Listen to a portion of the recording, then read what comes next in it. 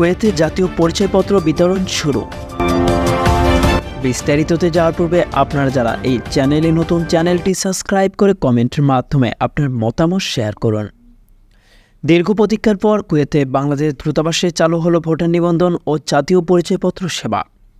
শুক্রবার ৩রা মে কুয়েতে দূতাবাসের মাল্টিপারপাস হলে এই কার্যক্রম উদ্বোধন করা হয়। কুয়েতে নিযুক্ত বাংলাদেশের রাষ্ট্রদূত মেজর জেনারেল অবসরপ্রাপ্ত মোহাম্মদ আশিকুজ্জামানের সভাপতিত্বে এবং কাউন্সিলর ও দ্রুতালয় প্রধান মোহাম্মদ মনিরুজ্জামানের পরিচালনায় এর আনুষ্ঠানিকতা উদ্বোধন করেন বাংলাদেশের নির্বাচন কমিশনার ব্রিগেডিয়ার জেনারেল অবসরপ্রাপ্ত মোহাম্মদ আহসান হাবিব খান।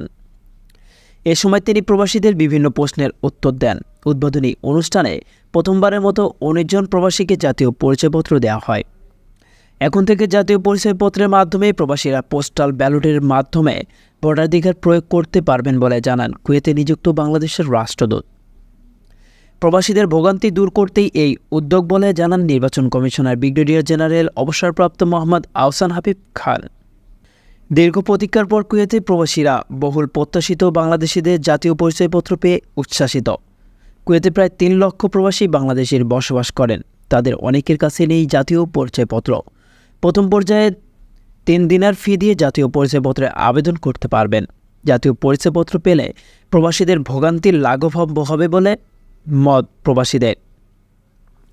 অনুষ্ঠানে প্রতিরক্ষা উপদেষ্টা brigadier general Mohammad Hasanuzzaman, minister শ্রম আবুল হোসেন, কাউন্সিলর ইকবাল আক্তার, তৃতীয় সচিব আব্দুল লতিফ ফকির সহ দূতাবাসের ঊর্ধ্বতন কর্মকর্তা কর্মচারী, প্রবাসী বাংলাদেশের নেতৃত্ববৃন্দ, বাংলাদেশ প্রেস ক্লাব কুয়েতের নেতৃত্ববৃন্দ সহ অনেকেই উপস্থিত ছিলেন।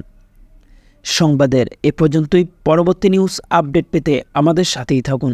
ধন্যবাদ।